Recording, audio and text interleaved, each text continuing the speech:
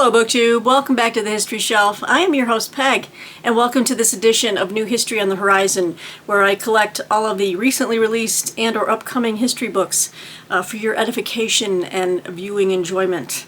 We've got a lot to get to today, so let's go ahead and do that. Let's get to what books are newly released that are available right now, and then we'll move on into the books that will be coming in the next few months so that you can add to your TBR.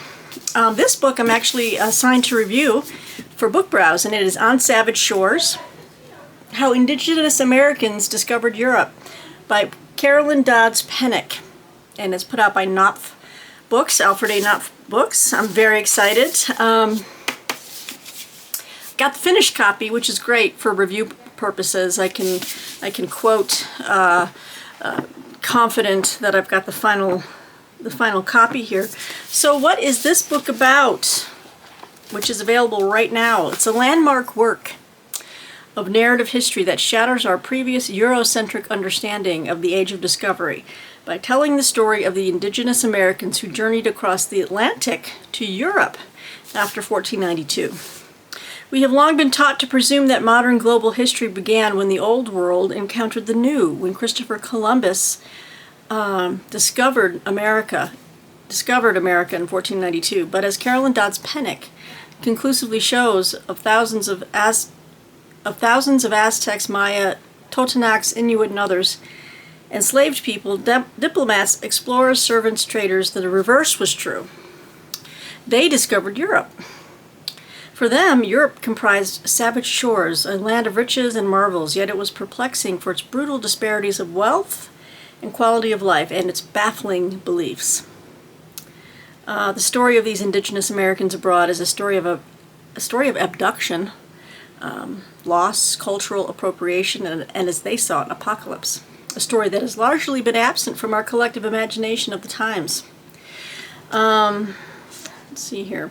And then they give some descriptions here that are kind of interesting. From the Brazilian king who met Henry VIII, to the Aztecs who simulated human sacrifice at the court of Charles V, from the Inuk baby who was put on display in a London pub, to the mestizo children of Spaniards who returned home with their fathers, from the Inuit who harpooned ducks on the river Avon, to the many servants employed by Europeans of every rank, here are a people who were rendered exotic, demeaned, and marginalized, but whose worldviews and cultures had a profound impact on European civilization.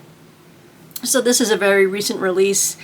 I love books like this that kind of turn things on their head a little bit. Really intrigued by this, and I'll be reviewing this for Book Browse review, as I said, and I'll have a long form review of that probably in the mid-February issue. So my review is due on Valentine's Day, actually. So I will be covering this one. I'm very excited. I'm a little off-center just so I have room for the book. New camera and all, yeah. What else is out right now that you can get right at now as we speak? Well, this one is from Stackpole Books. I can't remember if I showed this in another haul, a haul or another New History on the Horizon. I might have. So if I have, I apologize, but I don't think I did, just because of the fact of this god-awful sticker on the front. This is Main Roads to Gettysburg, how Joshua Chamberlain, Oliver Howard, and 4,000 men from the Pine Tree State helped win the Civil War's bloodiest battle. We know it's a review copy. That sticker will not come off. This is from Stackpole Books. But this, I cannot wait to read this. So Joshua Lawrence Chamberlain and his 20th Maine Regiment made a legendary stand on Little Round Top during the Battle of Gettysburg in July 1863. But there was much more to Maine's role in the battle than that. Soldiers from the Pine Tree State contributed mightily during the 3 days of fighting. Pious General Oliver Otis Howard secured the high ground of Cemetery Ridge for the Union on the first day. Adelbert Ames, the stern taskmaster who had transformed the 20th Maine into a fighting regiment, commanded a brigade and then a division at Gettysburg. The 17th Maine performed ably in the confused and bloody fighting in the wheat field. A sea captain turned artilleryman named Freeman McGilvery cobbled together a defensive line that proved decisive on July 2nd. And the 19th Maine helped stop Pickett's charge during the battle's climax. This is fascinating. So this is just a story about all of the different Maine soldiers who fought and died for 2 bloody years before they even got to Gettysburg. So I'm really looking forward to this, especially with the Joshua Lawrence Chamberlain's story of Fredericksburg. That's very chilling. And he lay wounded on the battlefield, waiting to be helped, and just hearing the cries of and it was freezing during that time. I think Ambrose Burnside decided to do a winter campaign, which was Lee was not expecting, because mostly in the winter everyone went into winter quarters. All the armies just hunkered down. But no, he attempted to get around Lee's flank, and it resulted in the disaster of Fredericksburg for Union forces. And Joshua Lawrence Chamberlain was wounded on that battlefield, and his harrowing memoir of that time, of his entire time in the war, but specifically of that battle, just really stays with me. And that's why at Gettysburg, the Union forces that ultimately drove back Pickett's charge shouted from the ramparts, from their stones, the rock wall, that, Fredericksburg, Fredericksburg, Fredericksburg. They were chanting because it was like now the tables were turned. Because basically what Pickett's charge was the charge the Union forces made on Marye's Heights at Fredericksburg, except it was done in reverse. So it's like the rebels, they got to experience that, what that was like. Anyway, I digress. You know how I am with Civil War history. I can go on and on and on about it. But this is out right now from Stackpole Books, so if you're a big fan of any type of Gettysburg story or history and different regimental histories, especially, hey, if you're from Maine, you might really be interested in this one. Alright, what else is out right now? Ooh, this just came in the mail the other day, just 2 days ago. I'm very excited for this. This is from Johns Hopkins University Press. It's 3rd edition. Looks like it's used in the classroom. But what a fun read this is going to be. This is The Brave New World, 3rd edition, A History of Early America by Peter Charles Hofer. So, as you can see, it's not too big of a book, but it looks definitely like a textbook. I'll hold that up for you while I'm reading so you can take a gander at that. So The Brave New World covers the entire span of early American history, from 30,000 years before Europeans landed on North American shores to the Revolutionary War. With its exploration of the places and peoples of early America, this comprehensive new edition of a classic textbook brings together the most recent scholarship on the colonial and revolutionary eras, Native Americans, slavery and the slave trade, politics, war, and the daily lives of ordinary people. So it says here, in addition, Peter Charles Hofer incorporates the wealth of innovative work on early American history, including fresh material on environmental history, the Dutch and French Caribbean, indigenous societies, consumer goods, mapping, captivity tales, settler imperialism, and power. Who wants it, who has it, how it is expressed, and how it is opposed. So yeah, this is just a brief synopsis on that, but I was paging through this the other day, and I know some of you were liking my other video where I kind of put the books on the floor. And you can see the pages opening and unfolding and hear that sound. But yeah, there's a lot of, as you would expect with any type of textbook. We've got photographs, we've got tables, we've got... It's great. It's fantastic. I can't wait. This will probably go up next to my books from by Alan Taylor, I think. Alan J. Taylor. So this is out right now in the 3rd edition from Johns Hopkins University Press, The Brave New World. All right. What else is available right now? Okay, one more, and then I think the rest... No, I got 2 more, and then the rest are upcoming. This is from Zondervan Academic, and they are primarily a Christian religious publisher. But this is fantastic church history in a beautiful naked hardcover. This is the Global Church, the first 8 centuries, from Pentecost through the rise of Islam. And this is by Donald Fairbairn. So a beautiful naked hardcover, as you can see. Just wonderful.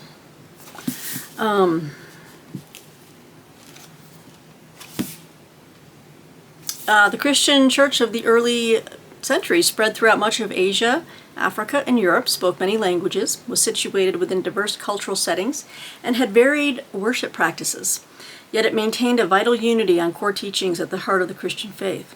Author Donald Fairbairn helps readers understand both the variety and unity of the church in this pivotal era by highlighting Christian communities outside the Roman Empire as far afield as Persia and India, alongside those within it, and identifying key events by their global, not merely Western, significance, and taking into account early Christian interactions with other religions, particularly Islam. And I am very intrigued by that. It's kind of like a proto-ecumenism.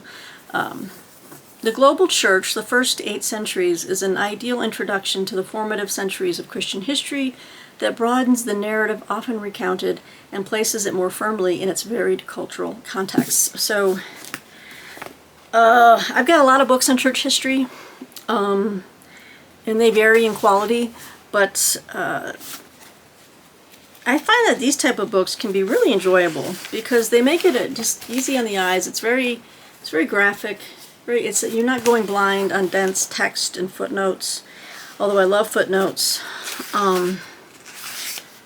But, you know, they kind of mix in the maps with the text. I think a layout has a lot to do with it as well. Obviously, the scholarship, I mean, that goes without saying. But anyway, The Global Church is out right now by Zondervan Academic.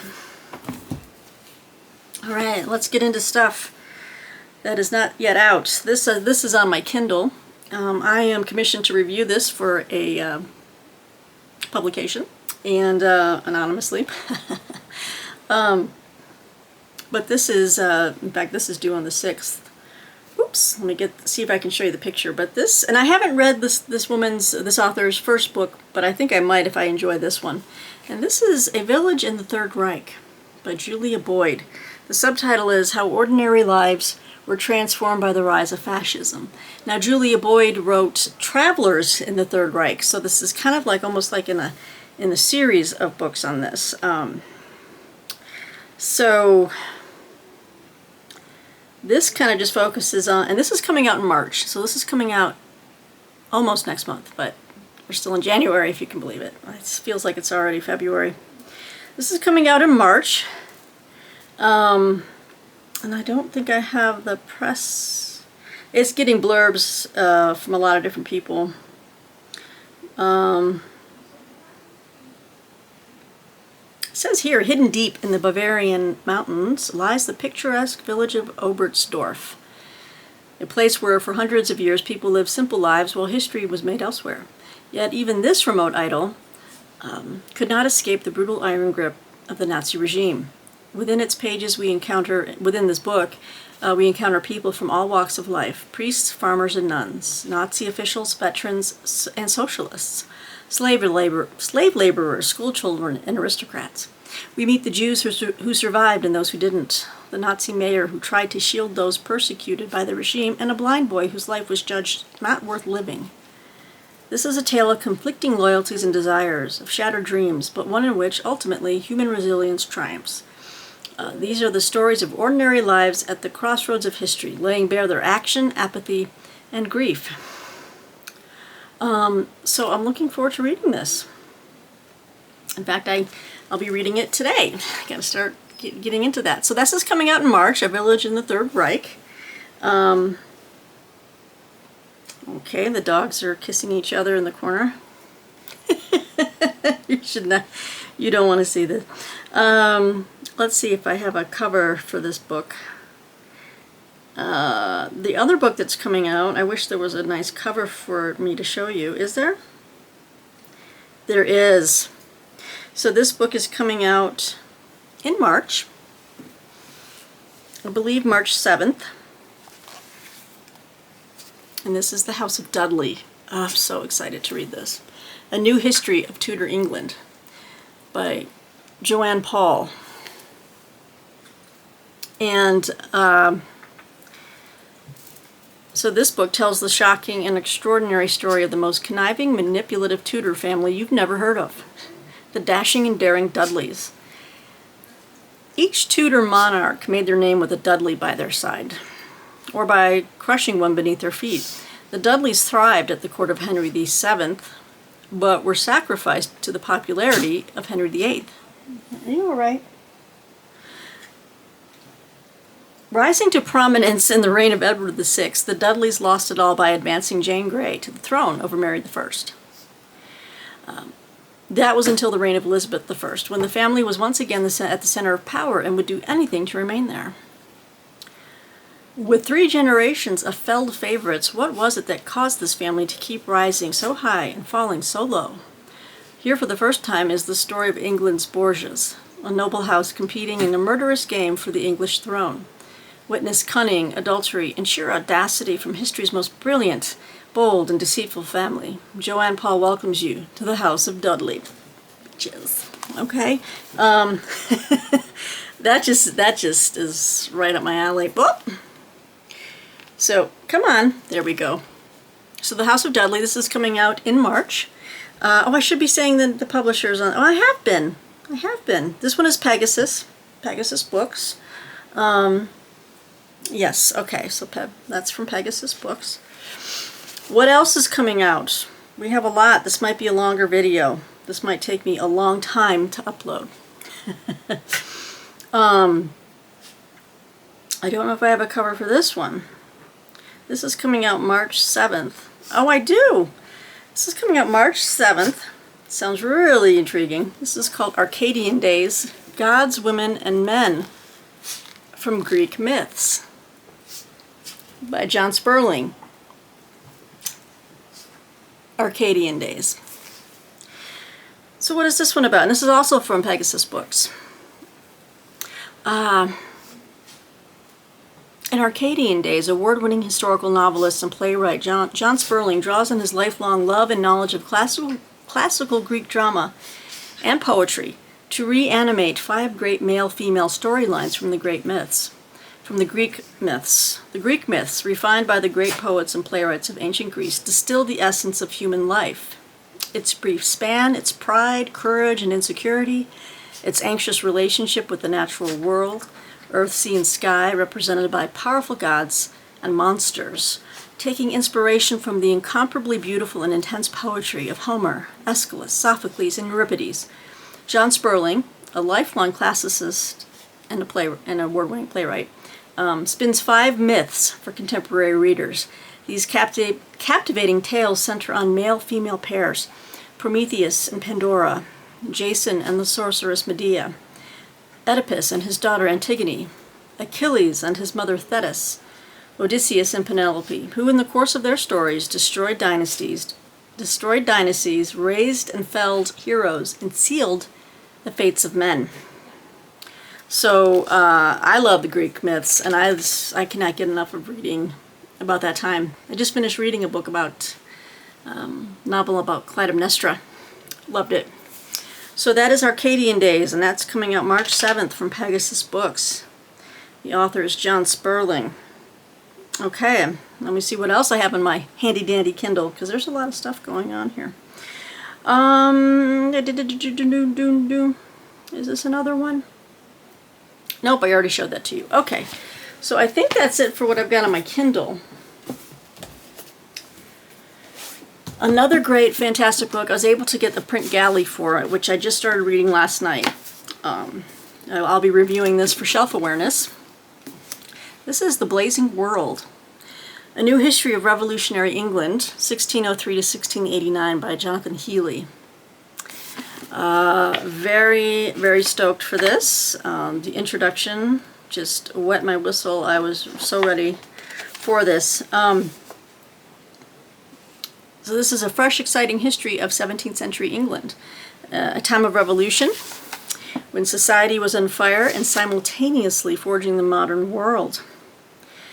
The 17th century was a revolutionary age for the English. It started as they suddenly found themselves ruled by a Scotsman, and it ended in the shadow of an invasion by the Dutch. Under James I, England suffered terrorism and witch panics. Under his son Charles, state and society collapsed into civil war, to be followed by an army coup and regicide. For a short time, for the only time in history, England was a republic. There were bitter struggles over faith, and Parliament asserted itself as never before. There were no boundaries to politics. In fiery, plague-ridden London, in coffee shops and alehouses, new ideas were forged that were angry, populist, and almost impossible for monarchs to control. But the story of this century is less well known than it should be. So they say here. Jonathan Healy says here that myths have grown around key figures. People may know about the Gunpowder Plot and the Great Fire of London, but the Civil War is a half-remembered mystery to many, including this gal. I want to know more about the English Civil War because I really don't understand it all that well. And yet the 17th century has never seemed more relevant. The British Constitution is once again being bent and contorted, and there is a clash of ideologies reminiscent of when Roundhead fought Cavalier. The Blazing World is the story of this strange, twisting, fascinating century. It shows a society in sparkling detail. It was a new world of wealth, creativity, and daring curiosity, but also of greed, pugnacious arrogance, and colonial violence. So, The Blazing World by Jonathan Healy, that's coming out March 7th. And I will be reviewing this for Shelf Awareness. So keep an eye out on my social media feeds for the post to all my book reviews, which I share on social media. So you can find it in the description box. Please do follow along on Facebook, Instagram, and Twitter. And you'll always be notified, if you follow, of a new review. All right. I may not be going in exact chronological order as I'm pulling up these books. Oh shoot, this one's already out. Alright, let me just do this. Slim volume, it's just released. Well, maybe it hasn't come out yet. I got the final copy. It should be out now or very shortly. But it's by one of my favorite writers, nonfiction writers, and this is by Robert D. Kaplan. And this is The Tragic Mind, Fear of Fate and the Burden of Power. It's a slim little volume from Yale Press. But I just eat up anything the man writes. Some books emerge from a lifetime of hard-won knowledge. Robert D. Kaplan has learned from a career spent reporting on wars, revolutions, and international politics in Europe, the Middle East, and East Asia that the essence of geopolitics is tragedy, which it is. In The Tragic Mind, Kaplan employs the works of ancient Greek dramatists, Shakespeare, and German philosophers, as well as modern classics, to explore the central subjects of international politics: order, disorder, rebellion, ambition, loyalty to family and state, violence, and the mistakes of power. The great dilemmas of international politics, he argues, are not posed by good versus evil, a clear and easy choice, but by contests of good versus good, where the choices are often searing and consequential. That's intriguing. A deeply learned and deeply felt meditation on the importance of lived experience in conducting international relations. This is a book for everyone who wants a profound understanding of the tragic politics of our times. He's just a fantastic writer. I have sung Robert D. Kaplan's praises before on this channel innumerable times, so I won't, beat a dead horse on that, but I would check it out. Brand new book from Robert D. Kaplan from Yale University Press. Small little thing. It's about 130 pages, so that shouldn't take too long. All right. Now, this book is coming out in May, so we got a little bit of time yet, but I've already read it and written a review on it. It's coming out May 2nd. We've got The First Lady of World War II, Eleanor Roosevelt's Daring Journey to the Front Lines and Back, by Shannon McKenna Schmidt. This is put out by Source Books. So I've already written a review on this. It's already been published, and I enjoyed it. You know, without giving away too much from my review, this book just will make you appreciate Eleanor Roosevelt even more than you already did. And you know, I can't say that I was always a big like Eleanor Roosevelt bandwagon person. I haven't read, in fact, I think I just ordered a biography on her because I haven't really read a proper biography on her either, which is kind of strange. I think that I should have by now, but reading this, I was like, this woman was really incredible. So anyway, it's a really great kind of like a travelogue. She kind of takes you through the secrets of, they're trying to be all secretive about her trip so that she wouldn't be in harm's way. But she basically flew to the South Pacific and even went to Guadalcanal. At first they didn't want to let her go, but finally Admiral Halsey was like, she's really kind of, buoying up our troops' spirits, so, they let her.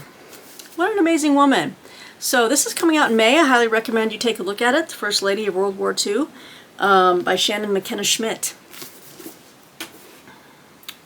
Bam.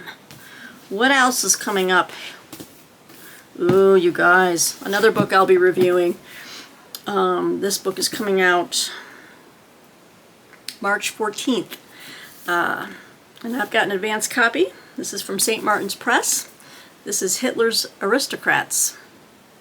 The secret power players in Britain and America who supported the Nazis, 1923 to 1941. And that famous couple right there. So yeah, St. Martin's Press. I've read and reviewed some books recently in the last few years on Edward. Well, what was it? Edward the Eighth, I think it was, and then he just kind of became the Duke of Windsor. But this looks really good. I will be reviewing this for shelf awareness. So I actually will start reading this probably next week. I've got a bunch of different books that need to come out, reviews that need to be done before then. But let's see, what do we have here that I can tell you about this book? Hitler said, oh boy, I am convinced that propaganda is an essential means to achieve one's aims. Enlisting Europe's aristocracy, international industrialists, and the political elite in Britain and America, Hitler spun a treacherous tale everyone wanted to believe, that he was a man of peace. Central to his deception was an international high society black widow, Princess Stephanie Hohenlohe-Wallenberg Schiffelingfürst. This name. Stephanie Hohenlohe-Wallenberg Schillingsfürst, whom Hitler called his dear princess. It's better than saying her proper name, I can tell you that much. She and others conspired for Hitler at the highest levels of the British aristocracy and spread their web to America's wealthy power brokers. Hitler's aristocrats became his eyes, listening posts, and mouthpieces in the drawing rooms, cocktail parties, and weekend retreats of Europe and America. Among these gentlemen spies and ladies of mystery were the Duke and Duchess of Windsor, Lady Nancy Astor, Charles Lindbergh, and two of the Mitford sisters. They were the trusted voices disseminating his political and cultural propaganda about the New Germany, brushing aside the Nazis' atrocities. Distrustful of his own foreign ministry, Hitler used his aristocrats to open the right doors in Great Britain and the U.S., creating a formidable fifth column within government and financial circles. In this book, Hitler's Aristocrats uncovers the battle between these influencers and those who heroically opposed them. Yeah, it should be a good read. I never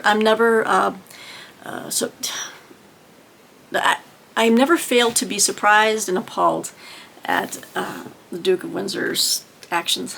Just never, But anyway, keep this on your radar. This is coming out in March from St. Martin's Press. All right.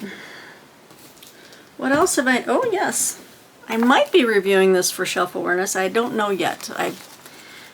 I'll get my commissions later this week for... I think this is April. Yeah, this is coming out in April 25th. This is Eric Voulard, and I've got two of his previous books, and they're all very slim volumes. He just writes little slim histories, but apparently they're very powerful. But this is called An Honorable Exit.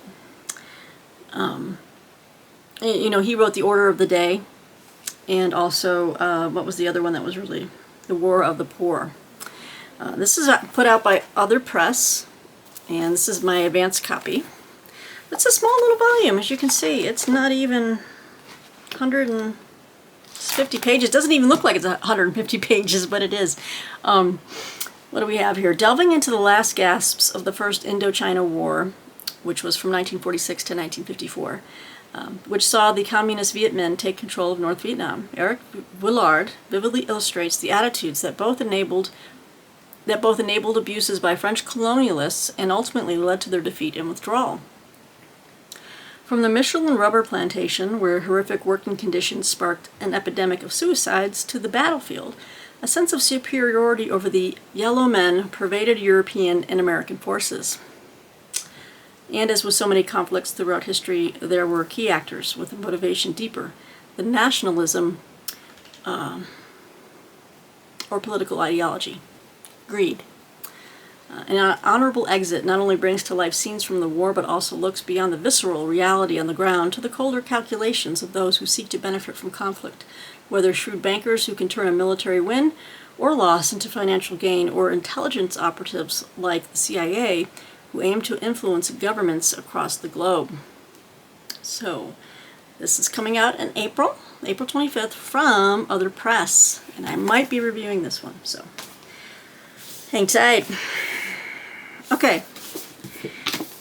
Was so happy I didn't even know this book was coming out, and then my editor at Washington Independent Review of Books said, "How would you like to review this one?" I said, "Oh yeah, I didn't even know this was coming." This is coming out in April by the folks at Liverite Publishing.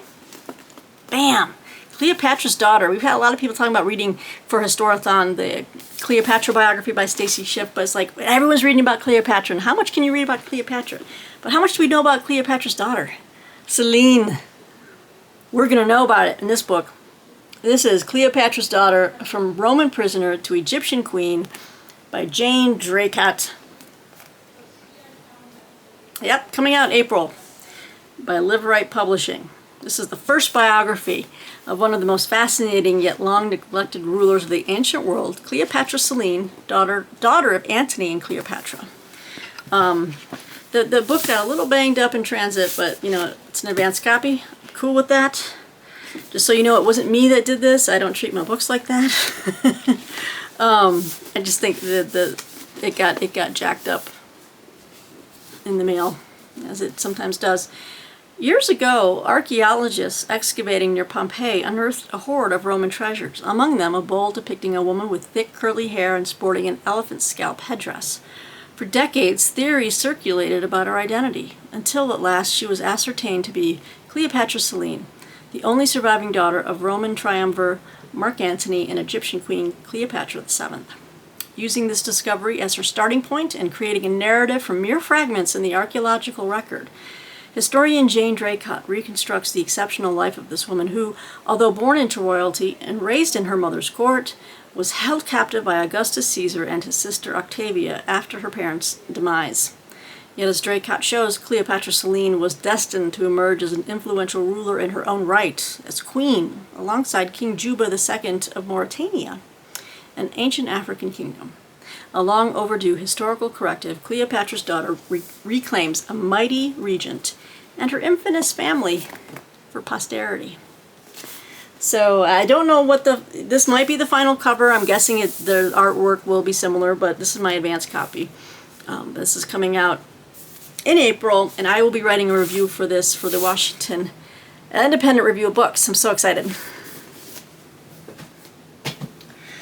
Okay. Another book coming out early April by an author I've read before, and I really enjoyed his work on Tombstone. This is Tom Clavin. And he's got a new book out, if you like a good old Western history. We've got Follow Me to Hell, McNally's Texas Rangers, and the Rise of Frontier Justice. It's Tom Clavin, and this is put out by St. Martin's Press. This will be out on April 4th. But hell yeah. I love learning about the Texas Rangers. One of Louis L'Amour's characters, one of my favorite characters, was Beaudry, and he was a Texas Ranger. So I knew all about McNally already. Gosh, this is so fantastic. As you can see, here are his other books. I have read and reviewed Tombstone. I have Dodge City. I don't think I've started that one yet. I think I might have picked up Wild Bill, but definitely Tombstone was outstanding. And he did a World War II survival tale, Lightning Down. But anyway, what do we have here? I'm going to hold this up for you while I read. In turbulent 1870s Texas, Ranger Leander McNelly led his rough and ready Rangers in one dramatic campaign after another, throwing cattle thieves, desperados, border ruffians, and other dangerous criminals into jail or 6 feet under if that's how they wanted it. Despite only serving as captain of a company for 3 years, McNelly's dogged pursuit of justice left a lasting impression. Clavin identifies him as a transitional figure in Texas Rangers history. McNelly represented both the old Ranger ways and the new Rangers that evolved into the modern police force of today, he says. With their focus on border security and the power they were granted to subdue outlaws and manage ongoing skirmishes between colonists, Native Americans, and Mexicans, the Rangers, and McNelly's Rangers in particular, became a permanent law enforcement organization, a precursor to federal law enforcement agencies. So McNelly's life was a short one. Spoiler alert. He died at age 33 after a long battle with consumption, yet his influence lived on in the men who served with him and wrote their own accounts of their time together. Follow Me to Hell features many of those incredible stories about a man who took on a wild and flourishing frontier. So, April 4th, from St. Martin's Press, we've got Tom Clavin's story about the Texas Rangers, particularly under their ranger, the sheriff, right? Now just known as a ranger, McNelly, Leander McNelly. This is great, fantastic. Tom Clavin, he writes a good story. Tombstone was just fantastic. I highly recommend you check that one out too. So, that one's in April. What else am I missing here? I think I've shown you just about everything on my Kindle. I was going to save these. You know what? I think I'll end it there. Okay, I'm going to end it there. Anyway, I hope you enjoyed this this session of New History on the Horizon. Thought I'd take a break from all the book hauling. You know, it's exhausting. We still have to put together my new bookcases. We're probably going to start doing those tonight. But as you can see, I've got a lot of things I'm reading for review. There's other things I'm reading for review I haven't even shown you yet, or I'm reading so many things. Would you be interested in a video where sometimes I wonder if you're even curious when I put up videos like what I'm reading now. You know what, I'm just kind of feeling the waters just to see who's still watching at the 37-minute mark. If you want videos of me saying, what am I reading now, you put that down in those comments in the section below so I know what to provide for my viewers. I know you'd like a bookshelf tour, and I think we can make that happen now that I have this mobile camera here. Alright guys, well that's it for now. Thank you for tuning in for this next session of New History on the Horizon, and I get new books every day. So I'll wait until I have a little bit of a pile, and I'll bring them to you again. So let me know which one of these books you're really excited about. You know, I'd love to know which ones really kind of light your fires, you know, and make your eyes kind of just go, whoop. But anyway, until next time, BookTube, thanks for joining, thanks for liking and commenting and subscribing, and we'll talk to you next time. Bye.